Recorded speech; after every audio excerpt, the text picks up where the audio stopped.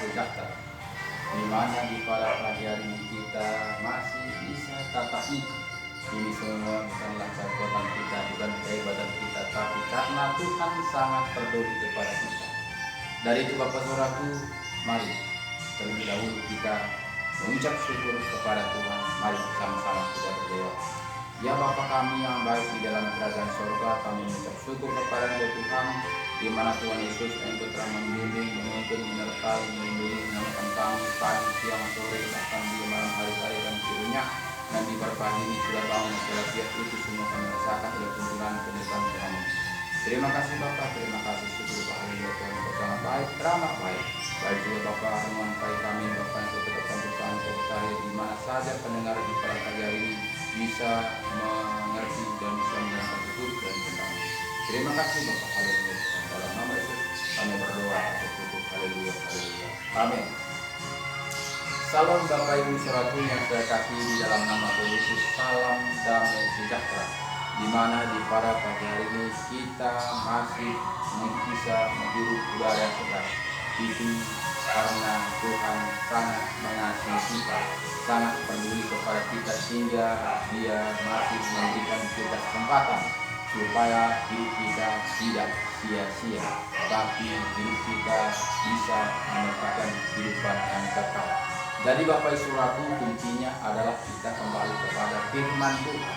Jika kita tidak kembali kepada firman Tuhan, tentu kita tidak akan mengerti jalan-jalannya Tuhan. Apalagi kita melihat pada saat ini akhir zaman semua Bapak Ibu Saudaraku, semuanya baik. Semuanya baik. Jadi tinggal kita, apakah yang harus kita lakukan? Apakah kita mengikuti aturan-aturan manusia?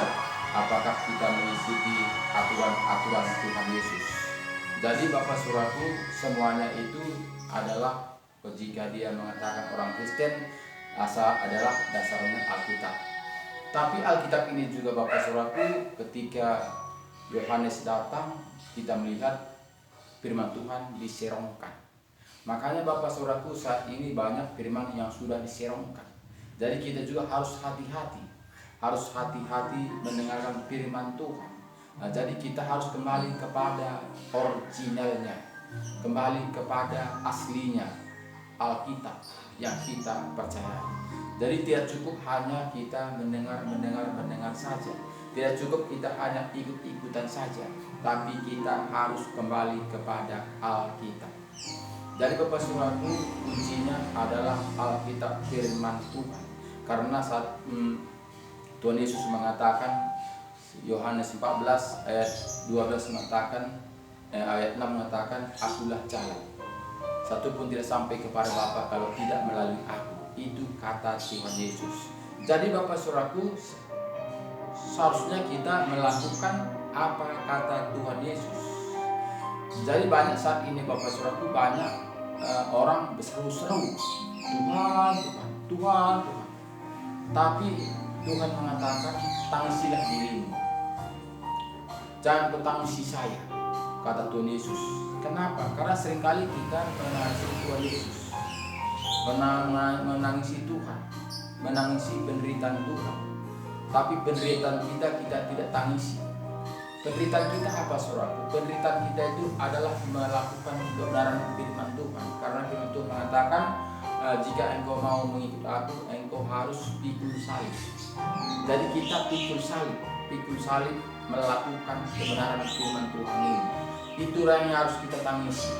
Kenapa? Karena jika kita tidak pikul salib, kita pasti tidak akan mendapatkan janji Tuhan. Karena kita hidup dalam dunia ini adalah numpang. Karena kita tahu setan sudah dijatuhkan ke dunia ini. Dia sudah dijatuhkan ke dunia ini sehingga dia geram sekali.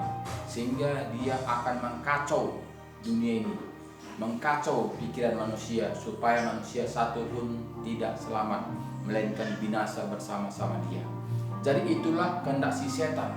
Jadi jika kita tidak jeli, jika kita tidak kembali kepada firman Tuhan, taat dan setia, tentu kita dikelabui, tentu kita diiming-imingi, tentu kita itu akan empuk bagi dia. Karena apa? Karena kita ini manusia biasa sangatlah pikiran kita sangatlah terbatas. Jadi Bapak Ibu Saudaraku, jika kita tidak penuh dengan Roh Kudus, kita tidak akan mampu untuk menghadapi liku-liku hidup dalam dunia ini. Sehingga banyak pada saat ini orang Kristen ikut-ikutan, tidak melakukan firman Tuhan tanpa setia, hanya mengikuti aturan-aturan manusia. Jadi Bapak Saudaraku, kita baca Alkitab kita buka Alkitab kita. Galatia 5, Galatia 6 ayat 1. Judulnya saling membantulah kamu. Judulnya. Jadi saudara-saudara, kalau seorang kedapatan melakukan suatu pelanggaran, maka kamu yang rohani harus memimpin orang itu ke jalan yang benar dalam roh dan lemah lembut, sambil menjaga dirimu sendiri supaya kamu juga jangan kena pencobaan. Jadi Bapak Saudaraku, kita ini tidak enak-enak, tidak santai-santai. Jadi kita itu harus kita menjadi terang, bercahaya seperti lilin, menghabiskan dirinya untuk menerangi orang banyak. Jadi Bapak Saudaraku, jika kita melihat teman kita itu salah jalan, kita wajib menegurnya supaya dia kembali kepada firman Tuhan. Jadi Bapak Saudaraku yang saya kasih di dalam nama Tuhan Yesus, saya juga sering dikatakan orang mengatakan kepada saya itu firman menghakimi. Banyak orang mengatakan seperti itu, Saudara. Kenapa teman-teman mengatakan saya ini menghakimi? Karena firman saya sampaikan ini adalah firman Tuhan. Firman Tuhan, firman kebenaran. Memang Bapak Saudaraku, jika kita tidak melakukan firman Tuhan, memang mengikut Tuhan ini gampang. Makanya banyak manusia saat ini menganggap dia sudah masuk ke surga. Dia menganggap dia ini sudah jalan di dalam Tuhan. Jika saya mengatakan harus menanggalkan kedagingan, dunia mengatakan menghakimi. Jika kita mengatakan harus memikul salib, dunia juga katakan menghakimi. Tuhan juga mengatakan, jika engkau mengasihi bapak ibumu lebih daripada aku, atau anakmu laki-laki atau anakmu perempuan lebih daripada aku, engkau tidak layak bagiku. Itu kata Tuhan. Jadi ini bukan menghakimi Bapak Saudara, tapi ini firman Tuhan. Firman Tuhan mengatakan kita ini Bapak Saudaraku, nomor satu adalah Tuhan. Barulah dua, itulah lain-lain. Jangan kita buat Tuhan itu nomor keberapa. Nah, jadi banyak saat ini Bapak Saudaraku, kita membuat orang Kristen ini membuat Tuhan itu nomor keberapa. Nomor satunya adalah anak kita, bapak kita, keluarga kita, barulah Tuhan. Jadi Bapak Ibu Saudaraku yang saya kasih dalam nama Tuhan Yesus, Tuhan mengatakan saya ini Tuhan Allah sendiri. Jadi katakannya kepada kita, jika engkau lebih menghargai bapakmu atau anakmu perempuan, anakmu laki-laki lebih daripada aku, engkau tidak layak bagiku. Jadi ini bukan menghakimi saudaraku, tapi mengingatkan kita supaya kita itu lebih utamakan Tuhan. Kita lihat Bapak saudaraku bagaimana si Bapak Abraham, Bapak orang percaya. Kita lihat bagaimana dia utamakan Tuhan. Kita lihat bagaimana dia rela mengorbankan anaknya karena Tuhan mau meminta, persembahkanlah anakmu si Ishak itu. Tapi dia enggak membantah saudara. Dia tidak komen. Dia tidak ada komentar. Tapi dia taat saja. Itu artinya dia lebih utamakan Tuhan.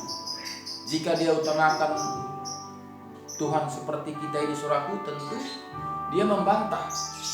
Tuhan apa kau itu? Pasti dia mengatakan seperti itu. Aku sudah lama menunggu anak ini ternyata engkau panggil pulang. Pasti dia mengatakan seperti itu. Tapi Bapak Abraham tidak. Bapak Abraham nurut saja, melakukan apa yang diperintahkan Tuhan. Jadi itu artinya kita itu Bapak Saudaraku utamakan Tuhan, tidak utamakan keluarga kita. Nomor satu itu ada Tuhan. Apa kata Tuhan? Jadi Bapak Saudaraku, kita melihat akhir-akhir zaman ini nggak tahu lagi siapakah itu anak Tuhan, siapakah itu anak dunia. Kasih itu sudah menipis, kepedulian itu sudah menipis. Jadi Bapak Saudaraku, jika demikian kemanakah kita akhirnya? Jika kita hanya mengikuti aturan-aturan manusia. Jadi firman Tuhan tadi mengatakan kepada kita tadi sangat jelas. Bertolonganlah menanggung beban. Demikianlah kamu memenuhi hukum Kristus. Jadi kita diajarkannya kita bertolong-tolonganlah. Jadi bukan kita hanya berseru kepada Tuhan, tapi kita ini prakteknya adalah sesama manusia. Tingkah laku kita itu adalah prakteknya untuk sesama manusia. Makanya kita melihat salib itu adalah dua kiri kanan, satu ke atas. Artinya ini kita memperhatikan sekeliling kita dulu, barulah kita ke atas.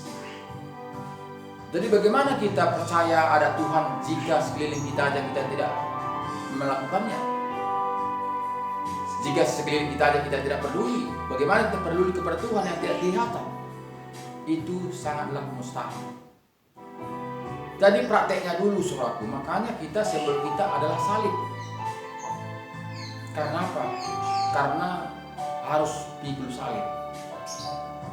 Jadi kita tidak bisa enjoy saja, tidak bisa mementingkan diri sendiri, tidak bisa egois. Karena sesama kita juga ciptaan Tuhan, sama seperti kita. Sekeliling kita juga ingin mau mendapatkan kehidupan yang kekal, bukan diri kita sendiri saja. Jadi kita harus peduli tentang tubuhnya, peduli tentang rohnya. Jadi makanya di sini tadi katanya tadi ayat 2 tadi bertolong-tolonganlah menanggung bebanmu. Demikianlah kamu memenuhi hukum Kristus. Sebab kalau seorang menyangka bahwa ia berarti, padahal ia sama sekali tidak berarti. Ia menipu dirinya sendiri. Jadi kata Bapak Saudaraku, kata Rasul Paulus mengatakan, jika kita merasa kita ini berarti, harus kita praktekkan firman Tuhan. Jadi tidak bisa kita hanya berseru saja. Walaupun mungkin kita tiap hari ke gereja, itu tidak akan mendapatkan jaminan mendapatkan kehidupan yang kekal itu jika kita tidak ada prakteknya, jika kita tidak ada berbuah. Jadi kita harus berbuah, menghasilkan buah banyak, menyenangkan orang banyak. Jadi kita nggak bisa mementingkan diri sendiri, Tuhan. Jadi banyak saat ini orang Kristen sangat egois, tidak peduli akan sesama manusia. Jadi ini harus kita rubah, Bapak Saudara. Harus kita kembali kepada firman Tuhan, di mana kita melihat Tuhan Yesus begitu dia mengembalakan kambing domba. Kita melihat hilang satu, dia tinggalkan 99 ekor. Dia cari yang satu itu, yang hilang itu. Jadi itulah berharganya jiwa-jiwa itu, saudara. Jadi kita itu sekarang ini tidak peduli apakah dia bangkit, apakah dia melempem, kita tidak peduli. Jadi itu tugas kita bagi kita orang-orang percaya. Itu tugas kita. Jika dia lemah, kita menguatkan dia. Jika dia jatuh, kita akan menopang dia. Jadi itu tugas kita, Bapak Saudara. Jadi kita sebetulnya tidak enak-enak menjadi pengikut Kristus. Tapi menjadi orang Kristen memang sih gampang. Kenapa? Karena cukup KTP saja. Ke gereja pun setahun sekali. Itu KTP. Membuktikan kita itu adalah warga Kristen. Tapi bukan itu membuktikan kita itu mendapatkan kehidupan yang kekal. Karena agama itu tidaklah menjamin mendapatkan kehidupan yang kekal. Tinggal iman percaya kita, tindakan kita. Apakah kita taat dan setia melakukan firman Tuhan? Apakah kita melakukan aturan-aturan manusia saja?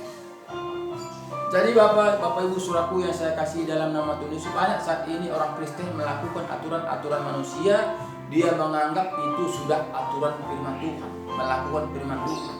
Itu beda Bapak Saudara. Aturan-aturan manusia itu adalah organisasi. Bukan tidak perlu Bapak Saudara, perlu organisasi itu perlu.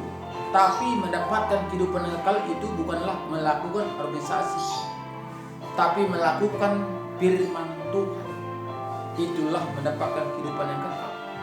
Itulah yang akan menjamin kita mendapatkan hidup yang kekal. Kita penuh dengan Roh Kudus, Roh Tuhan dimateraikan dengan Roh kita ini, sehingga kita penuh dengan Roh Kudus, menjamin kita menjadi milik Allah. Itu Bapak Saudaraku tidak didapati di mana-mana. Banyak hamba Tuhan di sini saat ini tidak percaya dengan Roh Kudus. Kenapa? Karena dia tidak mendapatkannya, sehingga dia tidak percaya. Banyak saat ini manusia tidak percaya mukjizat. Kenapa? Karena dia tidak mendapatkannya, karena dia tidak punya Roh Kudus. Karena mukjizat itu bukan dengan kekuatan kita, bukan kehebatan kita, bukan usaha kita, tapi karena Roh Kudus bekerja, Roh Tuhan bekerja. Kita ini hanya sebagai saluran, kita ini hanya sebagai wadah, kita ini hanya sebagai selang. Bukan dari kita datangnya air itu, tapi dari mata air. Kita hanya pengantar. Jadi Bapak Saudaraku, kita harus tahu siapa kita, supaya kita sungguh-sungguh untuk melakukan firman Tuhan. Jadi tidak cukup hanya ikut-ikutan saja. Walaupun kita rajin mengikuti aturan-aturan manusia, itu belumlah jaminan kita mendapatkan kehidupan yang kekal.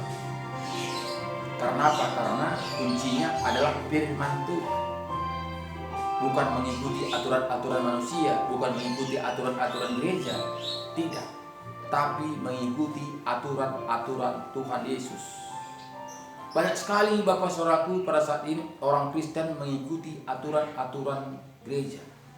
Dia menganggap itu adalah sudah melakukan firman Tuhan. Jadi makanya Bapak Saudaraku, kita harus kembali kepada firman Tuhan. Apakah kita ini betul-betul sudah melakukan firman Tuhan? Apakah kita ini hanya ikut-ikutan saja? Apakah kita ini mengikuti aturan-aturan manusia? Jadi Bapak Saudaraku, ayat 4 mengatakan kepada kita, baiklah tiap-tiap orang menguji pekerjaannya sendiri, maka ia boleh bermegah melihat keadaannya sendiri dan bukan melihat keadaan orang lain. Jadi kita menguji diri kita Bapak Saudara. Rasul Paulus mengatakan, baiklah kita menguji diri kita sendiri. Bagaimana menguji diri kita sendiri Bapak Saudaraku? Ada roh Tuhan yang bergejolak dalam hati kita ini.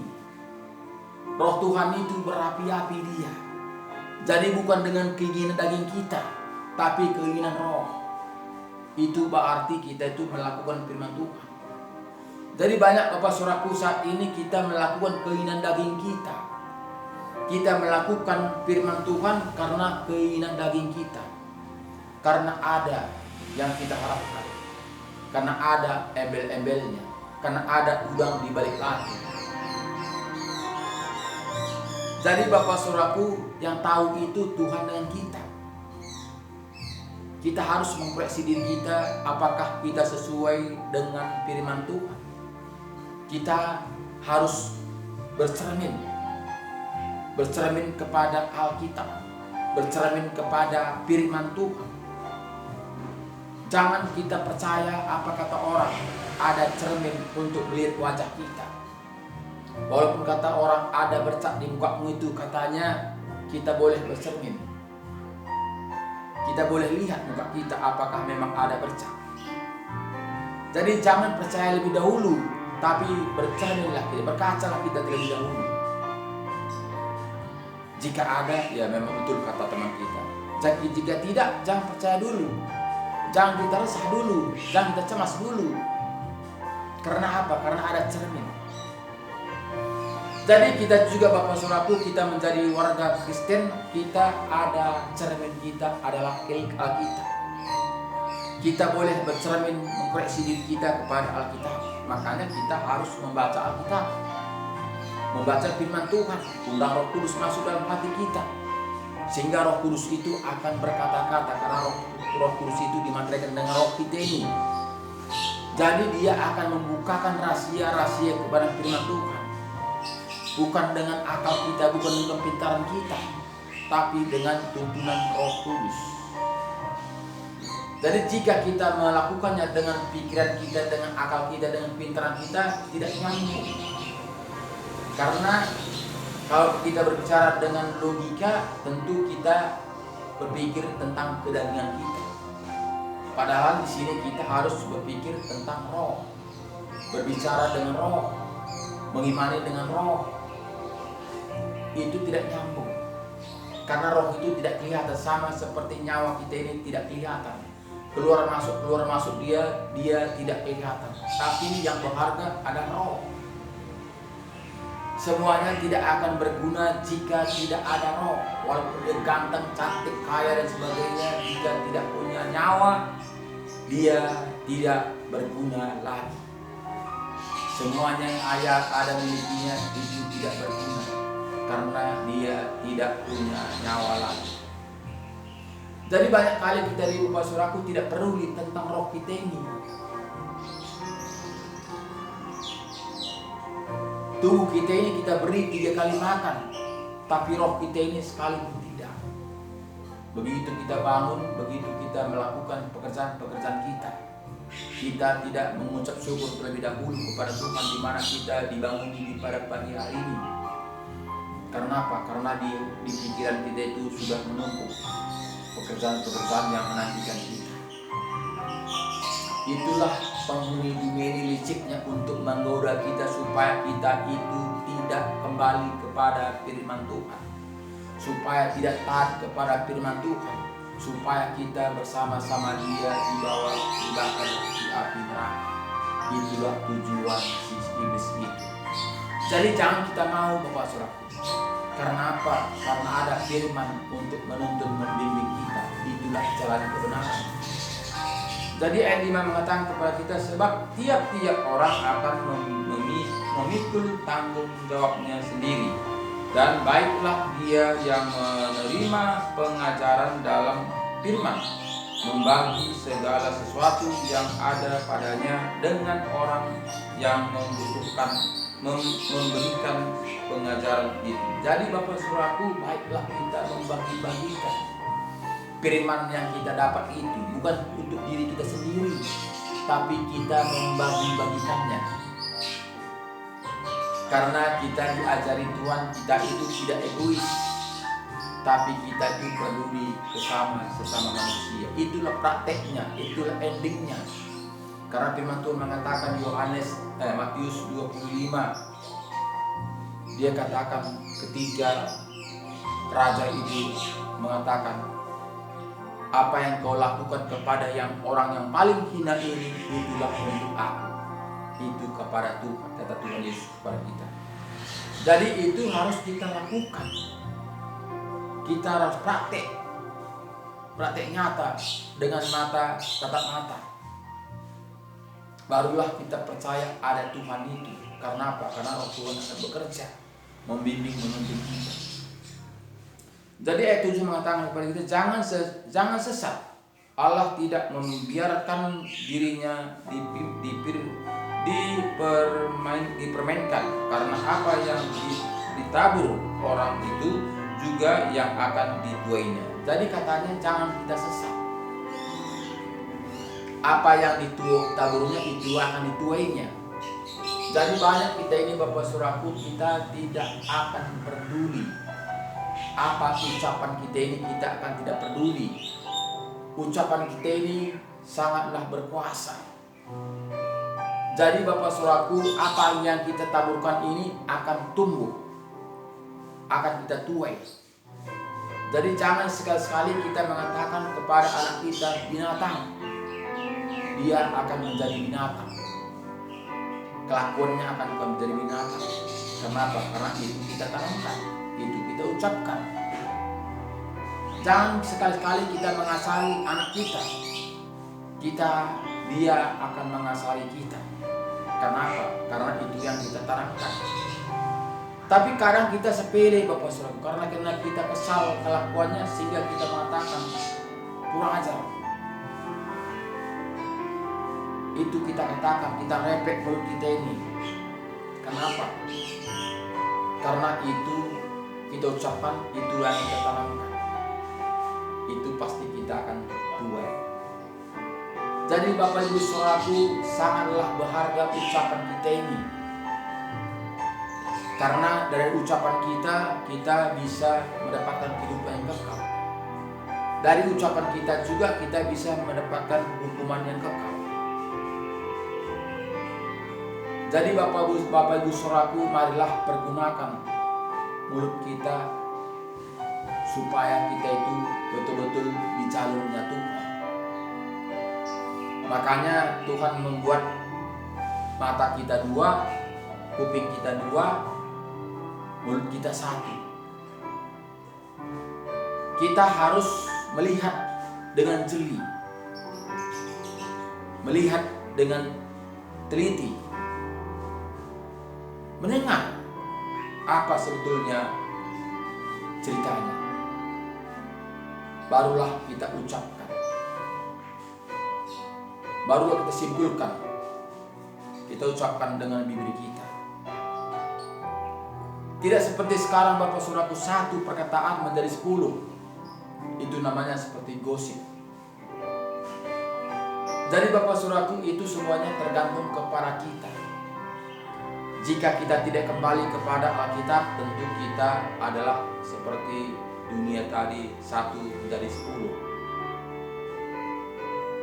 Jadi bukannya membaik, tapi memburuk.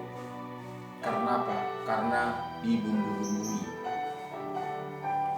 Jadi jelas firman Tuhan tadi mengatakan kepada kita ayat 7 tadi, jangan sesat. Allah tidak membiarkan dirinya dipermalukan. Karena apa yang ditabur orang itu juga yang akan dituainya. Sebab barang siapa menabur dalam dagingnya, ia akan menuainya kebinasaan dari dagingnya. Tetapi barang siapa menabur dalam roh, ia akan menuai hidup yang kekal dari roh itu. Jadi Bapak Saudaraku, jelas firman Tuhan mengatakan, jika kita menabur dengan daging kita, tentu kita akan menuai kebinasaan. Jika kita menabur dengan roh, kita akan mendapatkan kehidupan yang kekal. Jadi itu tergantung kita. Tergantung kita supaya kita itu kemana arah tujuan kita. Jadi Bapak Saudaraku, kita harus mengerti siapa yang menghidupkan kita. Kita harus mengerti siapa yang memberi nyawa kita ini, kita hidup. Jadi kita mengerti apa yang harus kita lakukan menjadi warga Kristen. Jadi ini semuanya ada tertulis di dalam Alkitab. Apa-apa saja yang harus kita lakukan. Jangan kita mengatakan cukup iman saja, cukup percaya saja. Jika demikian Bapak Saudaraku, Bapak Abraham tidak mempersembahkan anaknya kalau cukup percaya saja. Iya Tuhan, saya percaya padamu, tapi dia tidak lakukan. Kalau bisa beriman saja. Tapi nyatanya tidak. Ternyata harus bertindak. Kita lihat juga bangsa pilihan. yang diberangkatkan dari tanah Mesir menuju tanah Kanaan. Karena di tanah Kanaan kita melihat tanah di sana dirudah. Karena Tuhan sangat mengasihi sehingga diberangkatkan ke tanah Kanaan. Jadi tidak cukup hanya dia di tanah Mesir untuk berdoa, memuji Tuhan. Kalau Tuhan mengatakan, kalau Musa mengatakan, udahlah Tuhan, kami di sini saja. Kami percaya kepadamu. Kalau dia bisa seperti itu. Tapi nyatanya tidak. Harus bertindak. Tuhan mengatakan, kamu harus berangkat. Berangkat, berjalan. Tidak tahu mana jalan yang harus tempuh, tapi dia berangkat, tunduk saja. Tidak dia berpikir bagaimana perjalanan, apa yang harus kerjakan. Bahkan kita melihat menyeberangi air Ibrani itu, Laut Merah itu, bagaimana menyeberanginya. Musa tidak pening memikirkan itu, tapi dia taat saja. Tapi kita lihat ketika sampai di air Laut Merah, dia akan memukulkan tongkatnya sehingga sungai merah itu, Laut Merah itu terbelah dua, sehingga semuanya nyebrang berjalan melalui Laut Merah itu. Jadi itu tindakan. Jadi tidak cukup percaya saja. Kalau cukup percaya saja, tentu dia masih tetap menjadi budak di tanah Mesir. Jadi banyak orang Kristen pada saat ini cukup percaya saja, yang penting iman ini. Itulah tipu daya si iblis, saudara. Dibuatnya kita malas. Memang mata ini tak menarik dia. Udahlah, duduk saja kamu, tenang-tenang sajalah. Ngapain kau pikirkan itu semua? Kamu kan sudah dibeli dengan lunas. Kamu sudah dibebaskan. Kamu sudah tebus dengan darahnya cuma-cuma. Sudahlah, sabar aja, kamu tunggu aja. Itulah bisikan si setan, Bapak-Bapak, supaya kita jangan berbuat, supaya jangan kita bekerja, supaya kita jangan berlumba-lumba mengejar mahkota kerajaan surga itu, supaya kita bersama-sama si iblis itu dibakar di api. Itulah tujuan si iblis, saudara. Makanya katakannya cukuplah percaya saya, santai aja kamu.